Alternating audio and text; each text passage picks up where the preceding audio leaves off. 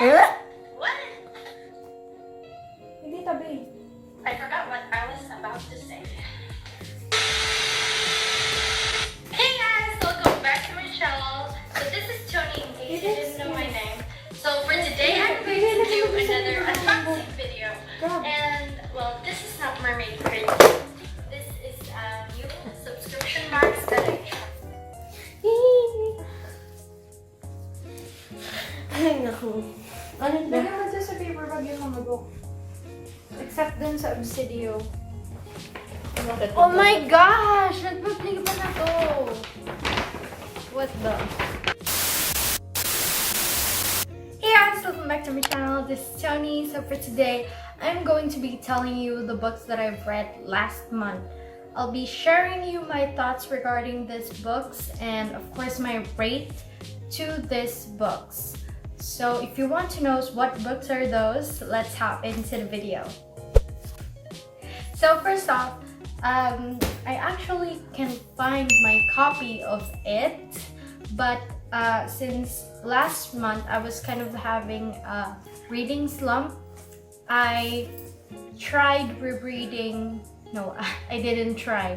I reread Colleen Hoover's book, Confess, and actually in my How I Get Over, in my video, How I Get Over with my reading slump, I reread books that I love or read Colleen Hoover's books because it helps me in getting over reading slump. So I read Confess by Colleen Hoover and eventually I got over my reading slump, and yeah. Still, my rate for Confess is 4.5 because it's an absolute favorite. So yeah, I super love it. I hope you read it soon if you haven't read it.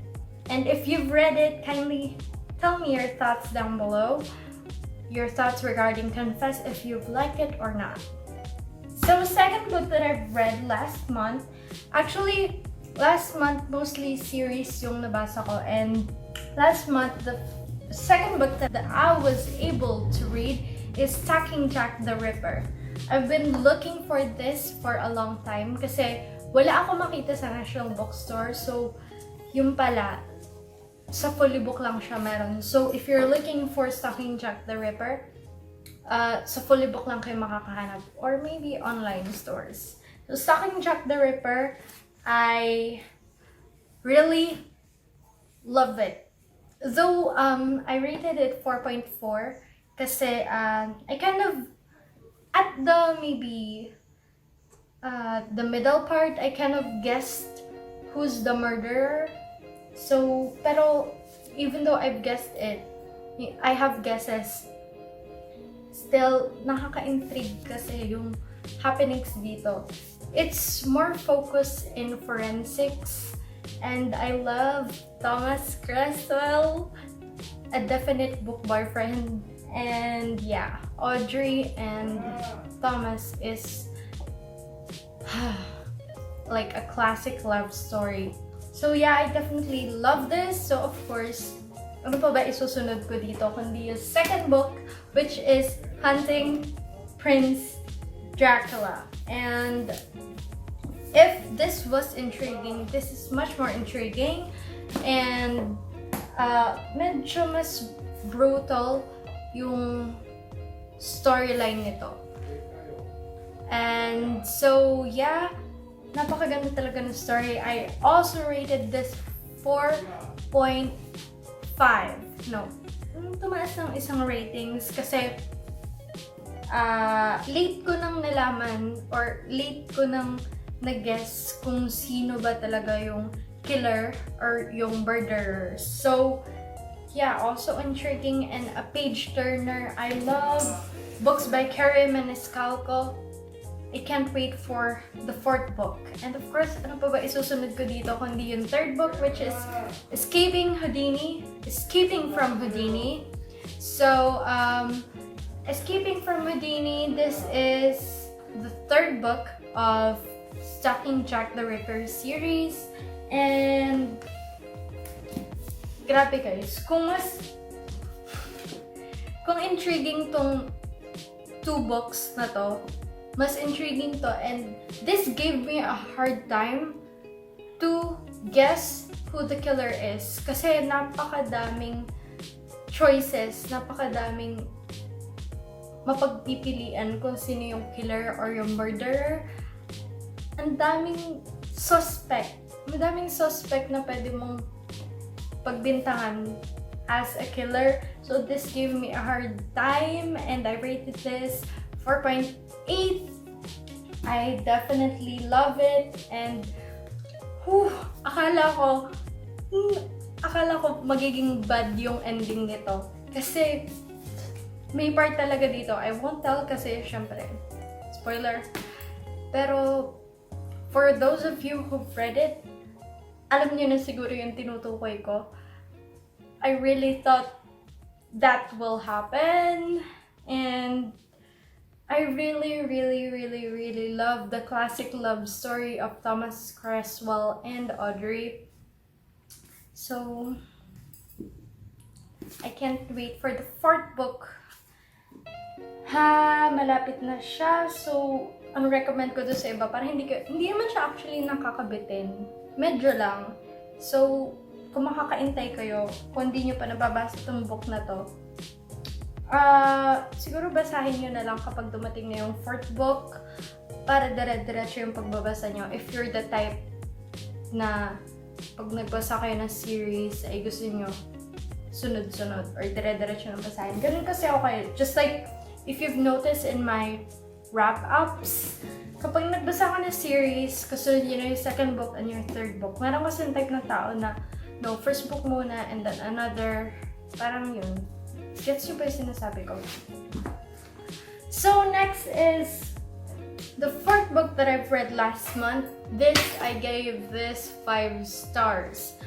Kasi grabe, I am gobsmacked. No words. J. Christoph. Kung makikita niyo yung tweet ko, I do have a Twitter, so follow me guys in Twitter if you have one.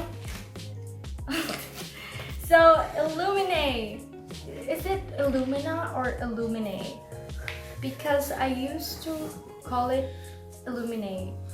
But kung Illumina siya, well, kung silent E siya, I'm wrong. But anyway, we're not all perfect. So by J. Christoph and Amy Kaufman, guys, a must-read if you like sci-fi genre. A must-read really. Alam mo yung feeling na akala mo, you guessed, like, from what I experienced, nag-guess ko yung mangyayari. Tapos, and it really happened. Gab! It really happened. My cousin's here. It really happened, and then, yung pala, may isa pa mangyayari. So, nakaka-speechless yung book na to. Yung series na to, actually. And, I love Ezra Mason and Katie Grant. Napakaganda. Wala. I love their relationship here and also the others. Alam mo yung, basta, alam mo yung nahuhulaan ko, pero hindi pa pala yun. Hindi pa tapos doon. So yeah, this is definitely a 5 for me. Actually, itong series na to is definitely a 5 for me. And the next book that I've read is Gemina. Tama ba? Gemina. Read this, baby. Gemina. Gemina. Gemina by Amy Kaufman and J. Christoph. The Illuminae Files. Illuminae Files 2. So,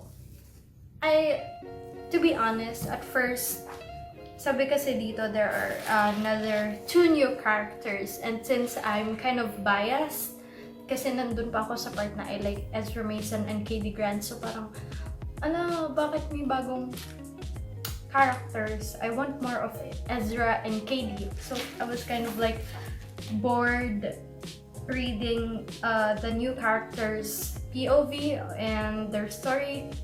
But then as it goes on, it gets better, gets interesting. Oh guys, I'm going to tell you, and I'm going to be honest, that in these books, the Illuminae Files, there are actually parts that kind of boring because of too much details. Syempre sa book naman, for you to understand the book more, kailangan detailed. Pero sometimes it gets kind of boring. But there are also parts here that when you get to that part, you can't stop. So here, there are parts that are boring and there are parts that are intriguing that you can stop, and it's a definite page turner. So yun lang masasabi ko sa inyo guys if you're planning to read this and if you haven't read it. This is really a genius. Gemina, mind blown. I was mind blown about this book because it's a really 5-star for me. And yun nga, nagagas ko yung mangyayari pero it turns out meron pa palang isang mangyayari and meron pang isa. So, nagugulat ako sa happenings here. And ang ganda talaga guys. So if you like science fiction, if you're a fan of sci-fi genre, you have to read this. Before, kasi I bought this series last year sa MIBF and ngayon ko pa lang siya nabasa. Before, I was kind of holding back in reading it kasi I am intimidated by how thick it is. Although I really love it. Oh, pinakita ko na ba sa inyo guys? This is a hardbound. So this is the front, but if you remove it, look at that. It's so pretty. It's like parang may mga yung cases talaga. Even the inside, if you're planning to read it, I recommend buying the hardback. But it's also okay if you buy the paperback. So guys, yun yung inside. Ang ganda niya talaga. Kasi parang tunay na cases and conversations, recordings. Oh, by the way, late ako magsabi ng mga tips. Mas maganda kung babasahin niyo siya if you're going to read it along with an audiobook, while listening to an audiobook. Kasi mas genuine or parang totoo yung mga recordings, yung conversation, even yung mga static, like you're in the space. Mas exciting basahin and mas maganda. And yun nga, Gemina, I'm going to show you to the inside. This is blue naman. I mean, blue yung highlights. So yeah, this one on the back. And yeah. So akala ko matatapos kong basahin itong series. I'm actually halfway sa Obsidio and hindi ko siya natapos last month, so I am continuing it this July. So yun, eventually matatapos ko naman siya. So this is Obsidio guys. It's gray naman yung color. Gray nga ba ito, baby? Or silver? Gray. Gray daw, sabi niya. So, yan. Also the inside. So, yan. That's the books that I've read last month, guys. And lahat ng books na nabasa ko, I definitely love them. I can't choose kasi syempre, ang confess naman, i-reread ko lang. If you're going to ask me what parang ano yung pinaka-favorite ko na nabasa last month, parang hindi ako makakapili kasi ang ganda pares ng series na nabasa ko, the Stalking Jack the Ripper and the Illumina or Illuminae, whatever you call it. Yun, pares ko siya nagustuhan. So guys, if you've read those books that I've read last month, kindly put your comments down below. Share me your thoughts, and if you haven't read them, read them. If you're a fan of mystery or thriller or science fiction, because that's the genre of those two series. So anyway guys, thank you guys for watching. I hope you enjoyed this video, and if you haven't subscribed to my channel, kindly subscribe down below and click the bell button so you'll get notified when I'll upload my next video. And do give it a thumbs up if you like this video. And my very supportive cousin. Show your face, baby. Nagpapagwapo pa siya. We both have braces. So yun, thank you guys for watching and keep smiling. Stay positive. See you in my next video. Bye! Sabi niya gawin ko daw yun. Ewan ko kung anong pinapagawa niya sa akin. Bye!